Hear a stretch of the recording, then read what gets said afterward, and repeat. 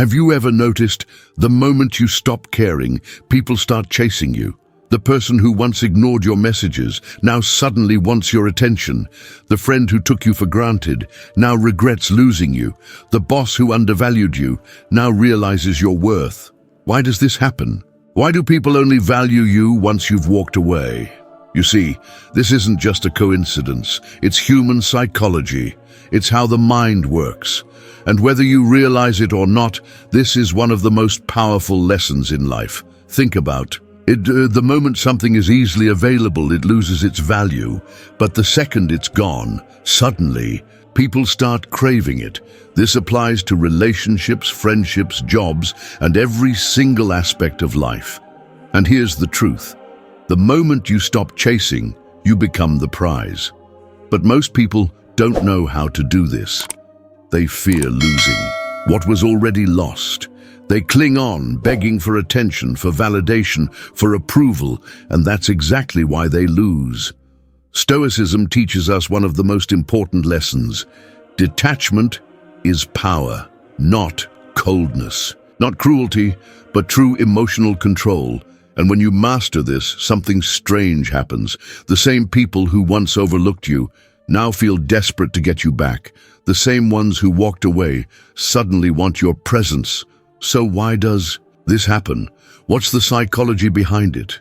And more importantly, how can you use this knowledge to protect your energy, dignity, and peace of mind? Before we continue, if you find these insights valuable, consider liking this video. This helps spread Stoic wisdom to those who need it most. And if you haven't subscribed yet, I highly recommend it. Turn on the bell notification so you never miss future discussions on Stoicism and self-mastery. Have you ever asked yourself why everything changes when you finally stop caring? Have you ever been in a situation where someone was happy to ignore your messages? Until the moment you stopped reaching out, suddenly they're texting you, late at night, wondering if you're upset with them, almost as if they can't handle the silence. It's surprising how quickly this shift happens, yet it's something many of us experience. In a friendship, you might always initiate hangouts. You make plans, you check in, and the other person gets used to it, maybe even bored. But the moment you stop being the first to reach out, they start asking if everything's all right. They suddenly remember the good times you shared and act like they miss you. It's as if your presence was invisible until it vanished. In dating, the same pattern often appears. Imagine you've been texting someone, genuinely interested in getting to know them. You respond quickly, you ask about their day, you invest your energy. They might reply but never go out of their way to show real enthusiasm. Then one day you decide to stop. You realize you're the one who cares more, so you withdraw and focus on yourself. It's almost magical how quickly their tone changes. That once distant person suddenly finds time to check on you, to see how you're doing, or to apologize for being busy. You see, it's the scarcity effect. People value what they believe they might lose. As long as you're readily available, they assume they can always have your time. But the second you pull back, their mind lights up with the possibility of losing you. That's when the excuses start. I've just been overwhelmed. Work has been crazy. Anything to justify their previous lack of effort. This doesn't just happen in personal relationships. It can happen in a job setting too. Maybe you're the hardworking employee who takes on extra tasks without complaint. Your boss gets used to it. They might even start to overlook your contributions in thinking you'll always be there. But once you decide you've had enough, once you refuse those extra hours or begin searching for new opportunities, suddenly your boss is concerned. They ask if you're happy, if there's anything you need, or if there's a way to make things right. Recognition often arrives only when your presence is at risk. These reactions aren't random. There's a deeper mechanism at play, tied to dopamine. This chemical is linked to pleasure, motivation, and reward. When someone expects your attention, they become accustomed to that small burst of satisfaction it provides. It may not be deep love or true admiration. It's often just the comfort of knowing someone is available to them. Once you stop offering that validation, their brain experiences a sudden drop in dopamine. It's like missing a daily treat. That sense of loss triggers urgency. They want that little boost back, so they do whatever they can to get it. They might text more often, ask if they've done something wrong, or try to rekindle the connection they assume is slipping away. But here's the critical question. Is it genuine change, or just a reaction to the discomfort of losing your attention? Sometimes, people truly realize they've made a mistake. Other times, they're simply reacting to the sudden emptiness. This phenomenon highlights a tough but revealing lesson. When you keep giving yourself to people who don't reciprocate, you end up drained. There's a difference between being kind and being taken for granted. There's a line between showing genuine interest and chasing someone who won't meet you halfway. If you feel your time and energy aren't respected, taking a step back can be one of the healthiest choices you make. Stepping away doesn't always mean it's permanent. Maybe you just need to refocus on yourself, your goals, and your emotional health. If the other person truly values you, they'll rise to the occasion and show it. If not, you've freed yourself from a one-sided relationship.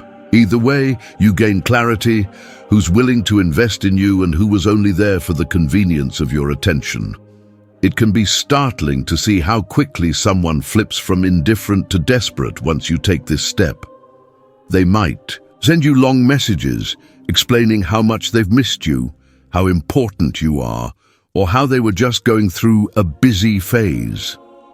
Sometimes these explanations are sincere. Other times they're a way to soothe their own discomfort.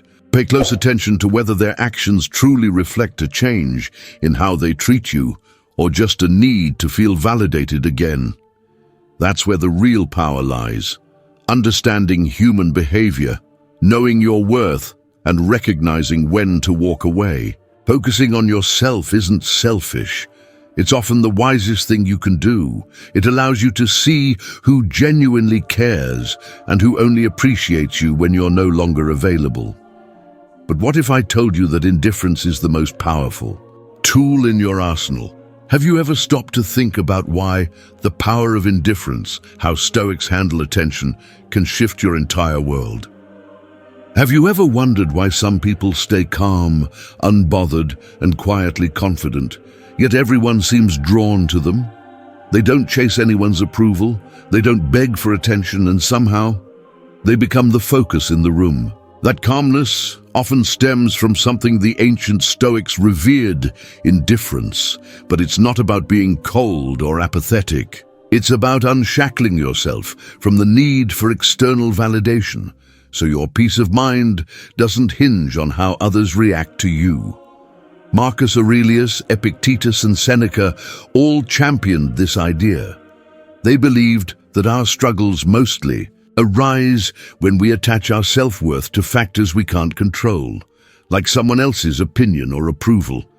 When you crave external validation, you relinquish your power. By learning the art of indifference, you regain control. You focus on what you can manage: your actions, your mindset, and your character. Why does indifference make you powerful? Because people sense that you're content with or without them. If you don't scramble for their attention, you project self-reliance. You're not frantically asking them to validate you or prove their loyalty. You simply exist in your own space, which others find strangely compelling. Think about it. We tend to chase what seems out of reach. That's the social proof effect. Stop chasing someone, and curiosity nudges them to wonder about you, even if they hadn't paid you much attention before. Epictetus once said, "Our suffering stems not from the events themselves, but from how we interpret them." If you interpret someone's neglect as a personal attack, you'll exhaust yourself trying to fix it. But if you detach like the Stoics advised, you recognize that their response, or lack of it, isn't in your realm of control. Your responsibility is to remain aligned with your values. If you react with desperation, it suggests you've handed them power over your emotional state. Think about how relationships or friendships often fall into the chaser and the chased. The harder one person pushes, the more the other pulls away. It's a dynamic many people know all too well. Lots of frantic messages, repeated calls, or emotional outbursts, all in hopes of coaxing some affection back. But imagine calmly stepping back instead, refraining from emotional overreactions. You might still care, but you're not going to beg for their time. This shift in energy can turn the tables, as you're no longer playing into their sense of control. Indifference also opens the door to more genuine bonds. When you stop clawing for attention, you're free to appreciate people in a balanced way, without smothering them or forcing them to meet your expectations. If they're keen to reciprocate, you share a meaningful connection. If not, you let it be and focus on aspects of your life that genuinely nourish you. Curiously enough, this non-needy vibe often sparks deeper respect and attraction in others. People sense that you aren't beholden to their every whim, and they're intrigued by that self-possession. Consider Marcus Aurelius, who ruled the Roman Empire yet often reminded himself not to be swayed by praise or blame. He concentrated on virtue, courage, wisdom, self-discipline, justice, rather than on applause from the masses. It wasn't that he lacked emotion. He trained his thoughts so that his equilibrium didn't waver with every shift in public opinion. That's the essence of Stoic indifference, to remain open and kind, but never enslaved by another person's judgments or fickle whims. Seneca's advice also rings true. He cautioned us to keep our emotional reactions within reason, whether in the face of insults or neglect. If someone disrespects you, it reflects on them, not on you. You can address it or walk away calmly. By declining to wage endless battles, you signal that your peace isn't up for grabs. This doesn't mean you become a doormat. It means you strategically decide which conflicts deserve your energy. Overreacting can weaken your position by showing that you're controlled by outside stimuli rather than by your own reasoned stance. When you react dramatically, whether through anger or neediness, you communicate to others that they can provoke or manipulate you. You may not intend it, but once they see how easily you're rattled, they know you'll struggle to hold firm boundaries. On the other hand, if you maintain your composure, they learn that your sense of self doesn't revolve round their every move. That subtle air of self-command garners respect, even if people can't quite explain why. How do you practice this stoic detachment daily? Start by pausing before you respond to anything that stings your pride. Ask yourself, is this moment worth surrendering my peace of mind? Is their behavior truly under my control? If a friend or colleague cancels on you last minute, you can calmly reschedule or politely decline. No need to fire off passive-aggressive texts. In time, you build mental resilience. Others notice you don't crumble under pressure, and they start adjusting their approach to you accordingly. A simple morning routine can reinforce this mindset. Remind yourself that your sense of worth doesn't rely on whether someone compliments you or critiques you. If they praise you, receive it gracefully without letting it inflate your ego. If they insult you, consider whether there's truth you can learn from. If not, move on unbothered. This practice helps you release the urge to micromanage how others see you. You stop performing for an audience and live more authentically. What happens when you stop chasing? They start chasing you. It's not magic. It's how human psychology works. By embracing this stoic form of indifference, you step away from the emotional roller coaster of needing everyone's applause or acceptance. You focus on refining your own character and priorities. That quiet confidence becomes magnetic. People who previously overlooked you start wondering where you've gone, or why you're so calm, or how you remain so secure in your own skin. But why do people only value you when you walk away? Let's break it down. Ever asked yourself why people only value you when you walk away? Think about it. You text someone every day and they gradually start ignoring you. They reply late or not at all, as though your presence has become an afterthought. But the moment you decide to stop sending those messages, suddenly they're curious. They want to know what happened, if you're okay, why you've gone silent. It's as if your absence activates something in their mind that your constant presence never did. They didn't care when you were there. But now that you're gone, they're desperate. This pattern unfolds everywhere: romantic relationships, friendships, even workplaces.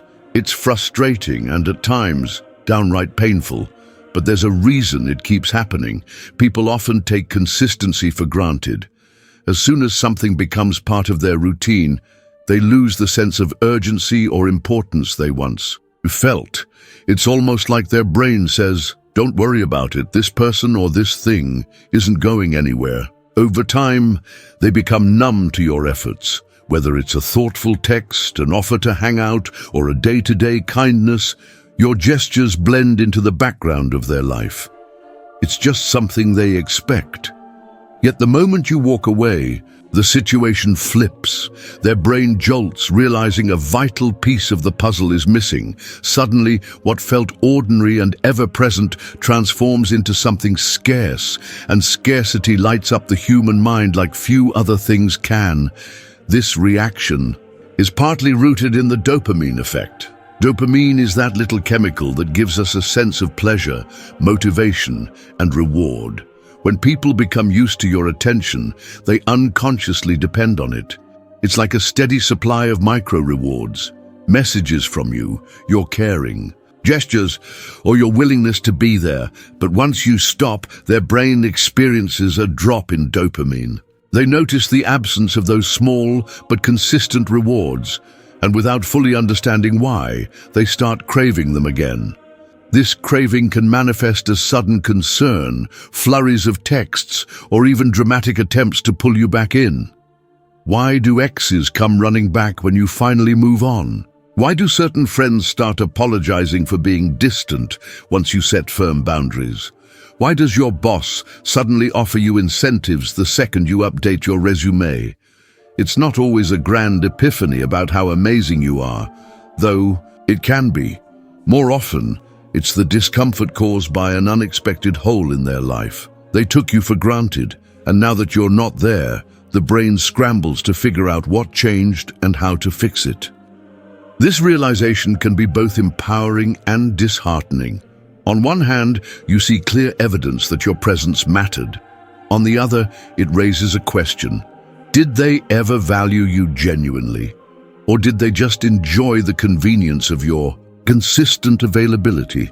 If someone only wakes up to your worth when you walk away, it can feel like they're motivated more by fear of losing comfort than a genuine appreciation of who you are. That's where building emotional resilience comes in. Emotional resilience allows you to separate true remorse and a genuine desire to reconnect from a simple panic response. You learn to ask, is this person sincerely interested in treating me better now, or are they just reacting to the loss of my attention? When you develop this strength, you become more capable of holding your ground. You won't automatically rush back into someone's arms just because they realize they miss you. Instead, you weigh whether their new behavior reflects a meaningful change or a temporary burst of anxiety.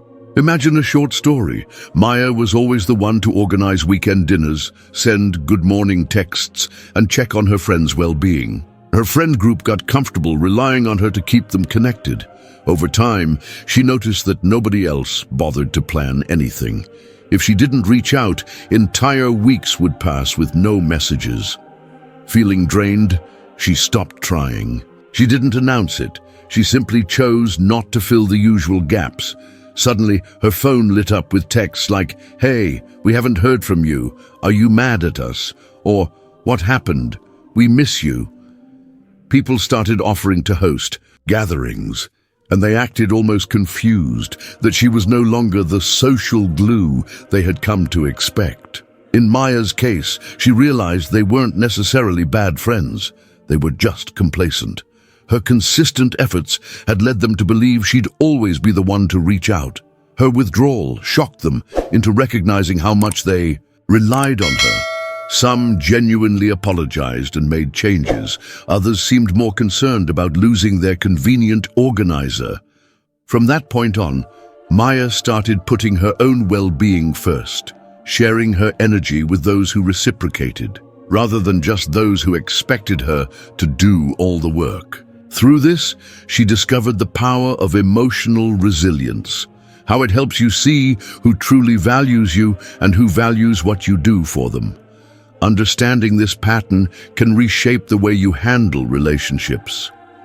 If you're tired of being taken for granted, consider how your own consistency might be impacting how others treat you. Sometimes, a slight change in your approach, a day where you let calls go unanswered or texts remain unread, can open your eyes to who reaches out with genuine concern and who merely panics at the interruption of a routine. Building emotional resilience means you stand firm once you spot that difference. You don't get swept away by every apology or dramatic plea. You look for tangible signs of change. It might feel a bit cold, especially if you're someone who naturally enjoys caring for others. But taking a step back doesn't make you unkind. It often reveals how you can better allocate your emotional resources. If somebody truly values you, they'll invest the effort to sustain the relationship. If they don't, then your energy is better spent elsewhere. Realizing that people often only value you when you walk away can be the wake-up call. You need to stop pouring yourself into situations that don't serve your growth. This shift in perspective can free you from chasing down every person who drifts away. Instead, you learn to stand still, observe who returns on their own, and decide if you want them in your life. You might even discover that some people do come back with authentic regret, ready to show you the respect and appreciation you deserve. Others might just be chasing the dopamine rush they lost, craving the constant attention or support you once provided.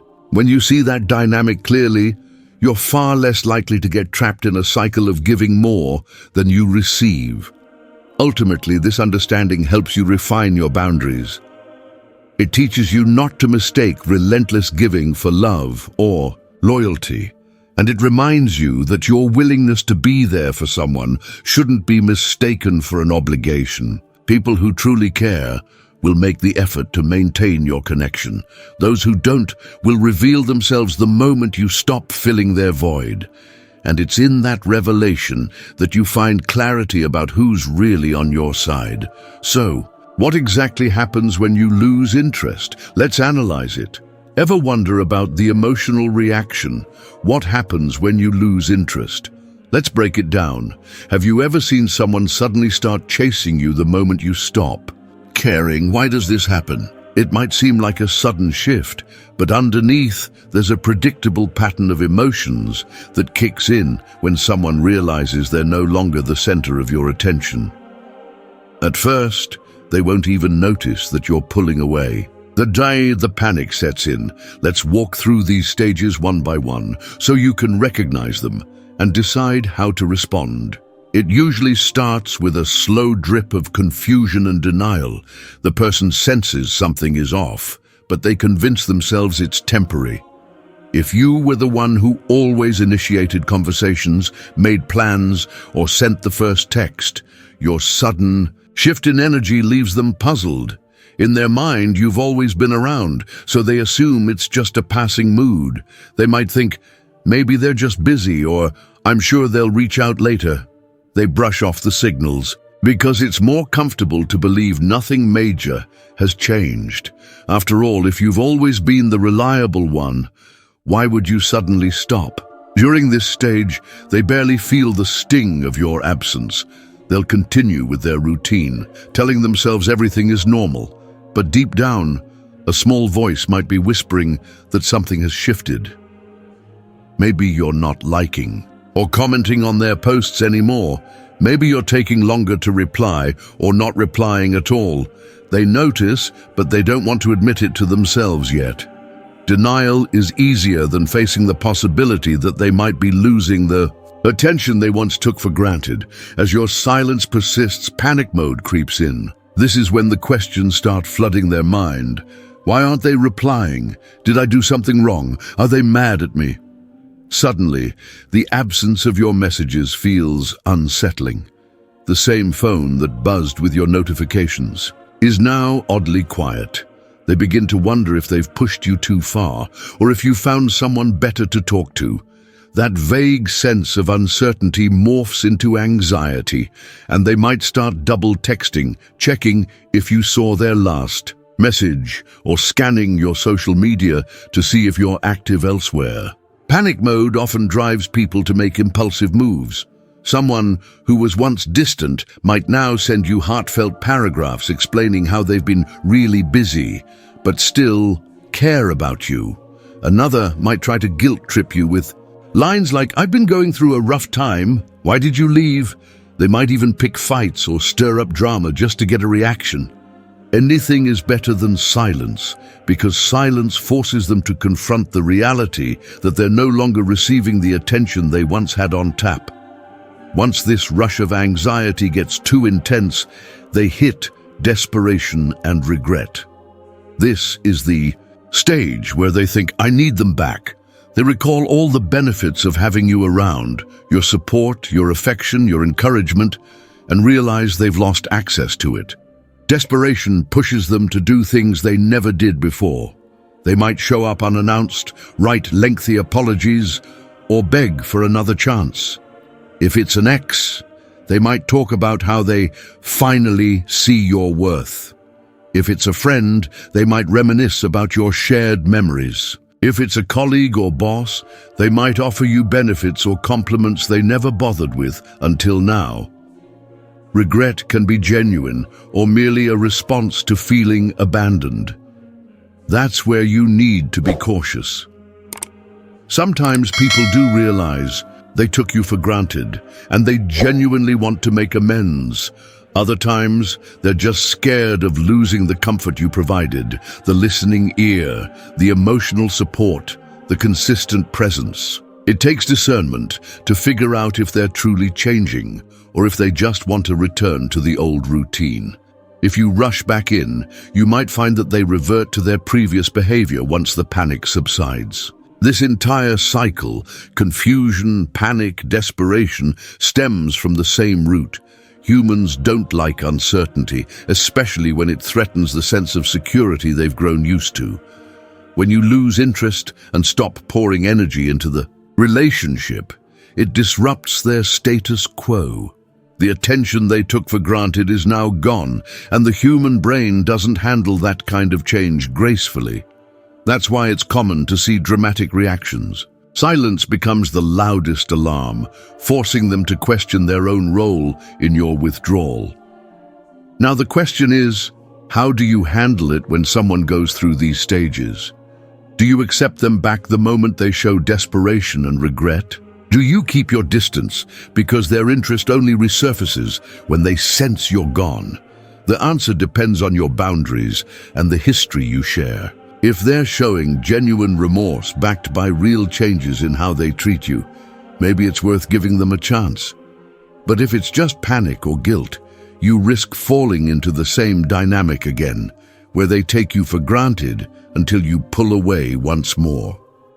Emotional independence is key. If you decide to re-engage, do it because you see consistent effort and respect from them, not because you feel pressured by their frantic attempts. If you choose to stay away, remember that their panic doesn't obligate you to return. You can show empathy without sacrificing your well-being. In many cases, maintaining your distance teaches them a valuable lesson about how they should treat you, or anyone for that matter.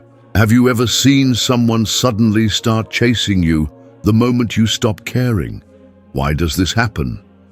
It's a question rooted in these emotional stages. People rarely miss your presence until they sense it's gone for good. Watching them go from denial to panic and eventually regret can be bewildering, but it also clarifies who truly values you and who was merely comfortable with your devotion. In the end, It's up to you to decide whether you open the door again or let it close. For good, let me know in the comments. Have you ever had someone regret losing you? Wondering how to maintain your power and avoid falling back? Let's make it clear. Have you ever noticed that once you take a step back, once you decide you've had enough, the very person who neglected you suddenly wants you back? It's like they sense the moment you reclaim your independence, and they try every possible angle to re-enter your life. They might send long, apologetic messages, drop hints of regret, or even show up unexpectedly to prove they've changed. The temptation to give in can be strong, especially if a part of you still hopes they'll become what you always wanted them to be. But here's the reality. Sometimes, all you're getting is an act meant to draw you back into a familiar cycle. The biggest mistake, falling for their fake apologies. Don't do it. You might wonder why apologies can be so convincing, especially if you've been craving some acknowledgement of how you were treated. It's natural to feel relieved when someone says they're sorry or when they promise they've finally learned their lesson. But ask yourself this: what has really changed? A genuine apology isn't just about words. It's accompanied by visible changes in attitude and behavior.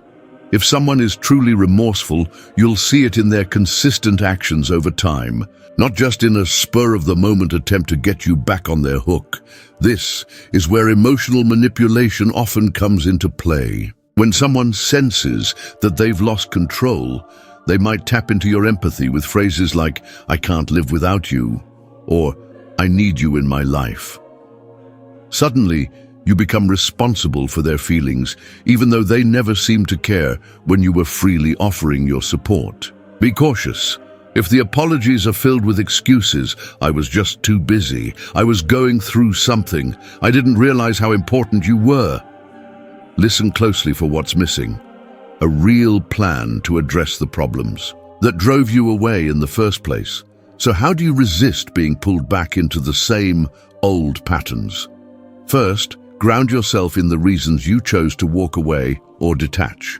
Did you feel undervalued? Were you constantly giving more than you received? Did you communicate your concerns only to be ignored time and again? If those core issues haven't been resolved, jumping back into the relationship or friendship or work situation is like tossing yourself into the same flames and expecting not to get burned.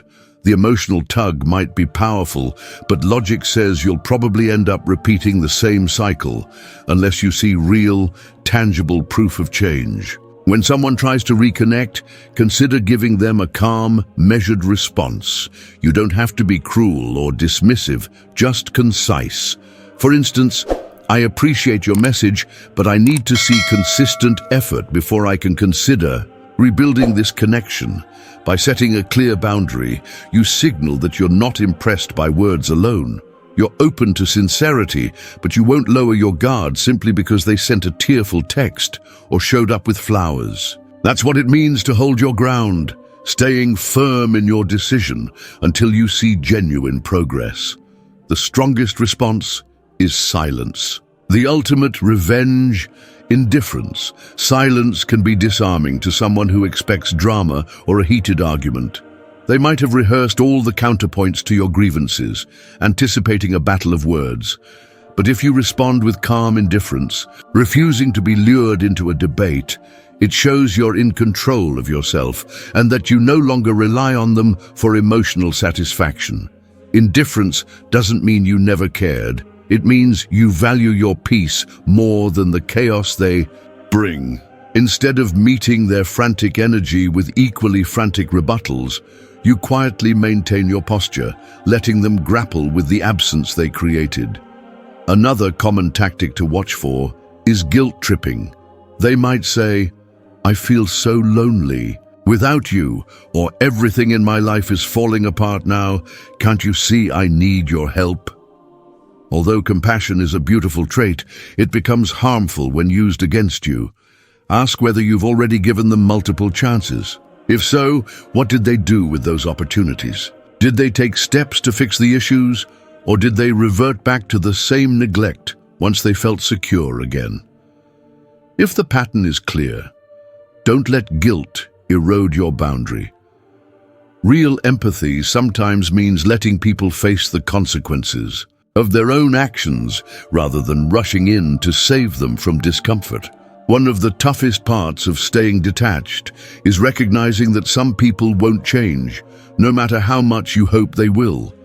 Their apologies might look heartfelt, but without substantial follow-through, it's all surface level. Change isn't about a single act of remorse. It's about an ongoing effort to respect your boundaries and treat you with the care you deserve.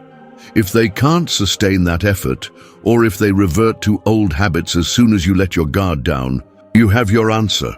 It might hurt, but it's reality. When you find yourself in these moments, remember your why. Why did you decide enough was enough? What specific behaviors or patterns pushed you to leave?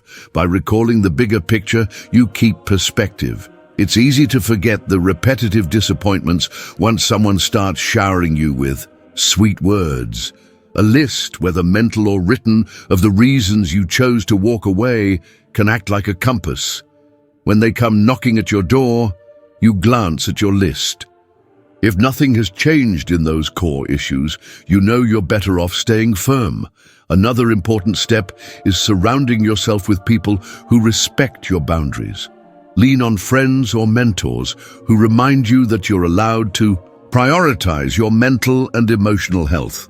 It's easy to crumble under pressure when you're isolated or when the other person is extremely persistent. Having a support system can help you stand your ground and not cave in to your weaker moments. Walking away and never looking back might sound extreme, but sometimes it's the healthiest option. If someone repeatedly disrespects your boundaries or manipulates your emotions, there comes a point when re-engaging just isn't worth it. Every time you try to salvage a broken relationship, you risk re-traumatizing yourself. The final power move is to recognize your own worth, step away for good, and invest your energy in people and pursuits that uplift you. When you do that, you find that your self-esteem grows and your life becomes more peaceful. Surprisingly, it often opens the door for healthier relationships to enter. Staying detached also means not letting them continuously rent space in your head. If you've walked away physically but still replay every conversation or outcome in your mind, you're giving them more power than you realize. Detachment involves a conscious decision to stop obsessing, to let those memories fade, and to refrain from plotting how you'd respond if they reach out again. It's not always simple, but meditation, journaling, or talking it through with a trusted friend can help. You're essentially training your brain to let go of the need for closure or the desire to fix the past. You don't have to be cruel, nor must you hold a grudge. Detachment can be compassionate. It's saying, I wish you well, but I also wish myself well. If that means you part ways, so be it. If that means you accept an apology but remain cautious, that's your choice. The point is, you hold the reins of how much of your time, energy, and heart you're willing to invest. And after the work you've done to break free from a toxic or draining dynamic, it's essential to ensure you don't fall back into the same trap. If they truly want to be part of your life, they'll match your standards, they'll respect your boundaries, listen to your concerns, and show real growth.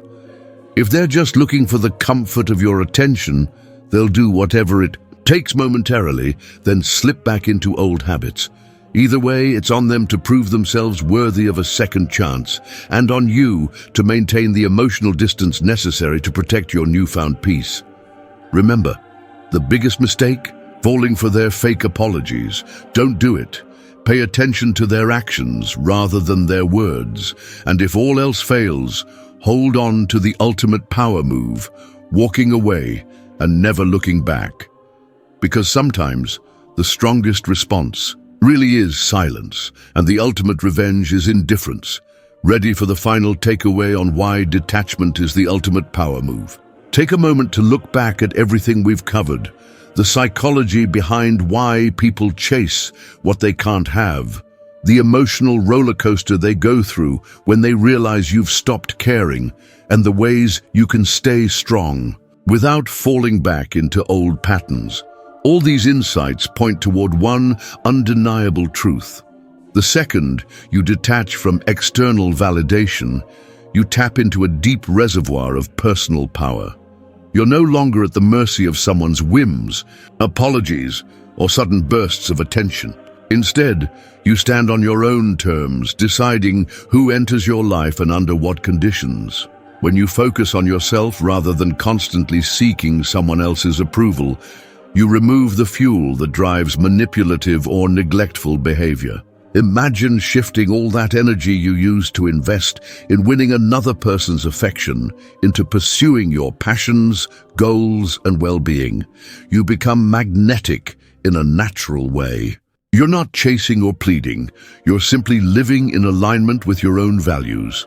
Oddly enough, that's often when people who once overlooked you realize what they're missing.